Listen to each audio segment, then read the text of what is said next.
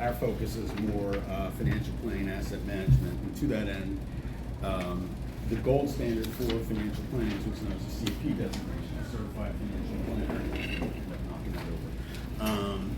And one of the things that's really good about that is that they have a specific code of ethics. They have a rather formalized process. They also have, guidance as far as what's considered advice, as far as what's considered planning. We don't have enough time to go into it, but I want to spend a few minutes and actually go over some of their code of ethics, not in a deep delve, but at least what the categories are, and then talk a little bit about the financial planning process. I had a call recently with a referral, which was actually from Trojan. Asked me this question, and it got me thinking about this, which is, she said to me, she asked me, she said, "Are you a fiduciary?" Okay?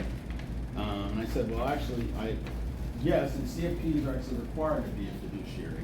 And for those of you who don't know what that means, it basically means that you're required to act in the best interest of your client, meaning that you have to put the client's interest above your own. Doesn't mean you have to work for free, although people think that, right? Well, best interest, I should work for free, right? But it does mean that you're going to put their interests above your own in the way that you act and be objective. Now, as part of those code of ethics, the CFP board has a formalized code. So I just wanted to read some of them to you and then talk a little about the process. So, first of all, fiduciary responsibility, acting in interest above your own, a duty of loyalty, duty of care, meaning that you're going to take a look at the client's circumstances, risk, and so on. Duty to follow client instructions as long as they're reasonable and legal. Integrity, working with integrity. I think that's pretty self-explanatory. Competence, you need to know what you're doing, but that also means if you don't know what you're doing, right? Let's say you're working with a business owner in a very specialized field, you're not familiar with it. So part of that is, okay, what do you do in that case? Well, you have really three choices. One, choose not to work with them. B, you let them know of your limitations, like, well, I'm happy to work with you, but this isn't an area of expertise. We can work on some of the other areas of expertise. Or three, maybe you partner with another professional, right? So the idea is you're not familiar with this particular issue, but maybe someone in your firm or maybe a professional colleague or whatever can help with that. Being objective, right? So the idea is putting their goals ahead of yours, meaning that you're looking at their situation and advice objectively. Professionalism, acting in a professional manner, complying with the law, and of course maintaining confidentiality and privacy. Making sure that you are providing those disclosures to the client and so on. So take a look at this wheel. I just wanted to touch on that quickly, but yes. Are you responsible for your own fiduciary liability policy, or does your firm have it? It's both, in the sense that we have a group errors and omission policy which addresses that issue. We're required to have that both by our firm, and also the insurance carriers that we work with require that as well. But over and above the E&O, do you have? No, just the E&O, that's all we're responsible for, yes. I mean, I don't mean this fiduciary freaking name. This sounds like to me just gotta be a professional. You gotta be a professional, you gotta do the right thing. That's what it sounds like to me. It doesn't sound like, oh my God, you gotta be, am I correct on that? You're correct. But there's different standards, okay, in our industry. Like the original standard was known as the suitability standard, which meant that you could basically offer someone whatever they want, as long as it's legal and it will get them where they need to go. So if it's a high commission to you, or the fees are high, or it's kind of but it'll eventually get them there, and it was suitable for their circumstance and risk, that was okay. Then they went, the CFP board always had the fiduciary standard, which is the same standard like trustees have to have, qualified plan administrators, and so on, right? Then they went to what's known as, where they are now in our industry, what's known as regulation BI, best interest.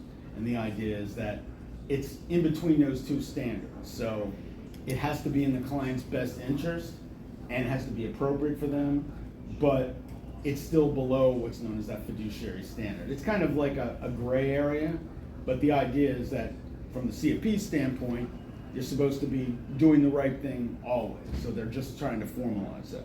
And I know I have limited time, so I want to make sure we get through the wheel, okay? So, and this gives you an idea of the way the process works. It's kind of a roadmap. You know, when you meet with someone, how does this process work, right? So the first thing that you're doing when you're meeting with someone, first question, understand client's personal financial circumstances. So that's really just learning about them. What are they trying to do? What are their concerns? What are their goals? What are their values? What information can you get from them from a qualitative standpoint and a quantitative standpoint? Quantitative, obviously, how much do you make? You know, what are your taxes, etc. Qualitative is more like, well, tell me a little bit about your family, you know, your feelings, your risk. Are there concerns that you have? Because even when you have people who may be in a similar situation, they may have different attitudes, values, and experiences, which can impact the outcome, right? So it's important to have that information when you're meeting with them. And then, of course, trying to, you know, set expectations as far as what type of relationship you're going to have, what level of service that you're going to work with. One of the things that's different about me than many other people have the experience that I have is I will work with people who are, you know, of modest means or a smaller client, because I like to grow with them.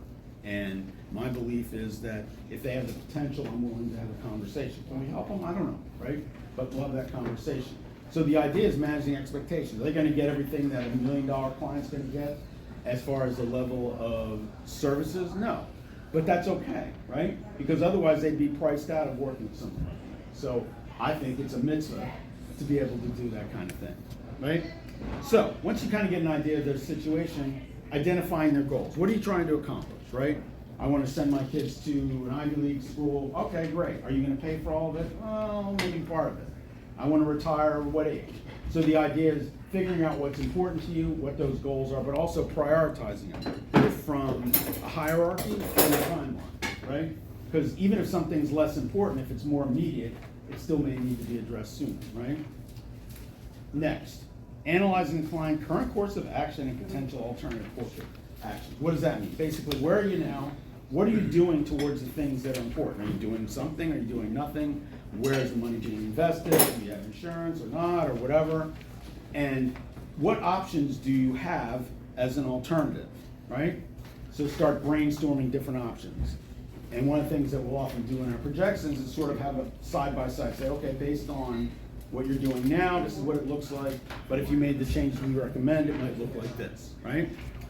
And through that process, developing the financial planning recommendations. So through that process, you're going to make suggestions, right? And be brainstorming. Typically, when I'm going through this process, I'll have a conversation and say, listen, there's a couple ways we could go. You know, based on what you're doing now, you can't meet your retirement goal, but we have a couple of choices. You can delay retirement. You can reduce the lifestyle you're going to have at retirement. Maybe have a less extravagant lifestyle, maybe reduce the lifestyle you have now to save more money, or take more risk, or a combination of the above. The important part is to do what they're comfortable with, right? If someone hates their job and has physical limitations, delaying retirement may be impossible. If they're living hand to mouth right now, they may not be able to save more, right? So part of developing those recommendations is knowing what they're going to feel comfortable with and what they're capable of. So when you're actually presenting the recommendations, it's almost like an afterthought. It's like, oh yeah, we've talked about this, we talked about our options, this is what we're recommending and why, right? Then, implementing. And the planning process and implementation are two separate steps. So one thing that I'll tell my students as well is when you're presenting the recommendations, they should be generic in nature, right? So when I have my students present a case study, they say, well, you should buy this particular investment from this company. No, it should be generic, right? The idea is that they should be able to do that on their own if they want to, right? But they should have enough information to be able to do that. But then also the responsibilities for who's going to do what. That's one of the big reasons I'm in groups like this is, okay, well, great. You need someone to take care of your tax issues. You have somebody there. You wanted to do some work to your house, so you wanted to upgrade and get solar and then put a whole heat pump system in, right? Well, I know some people can help you if you know that we can trust. So that's part of the implementation process, right? Having those other professionals to work with, so if they don't, they have access to someone. And that's important because, one,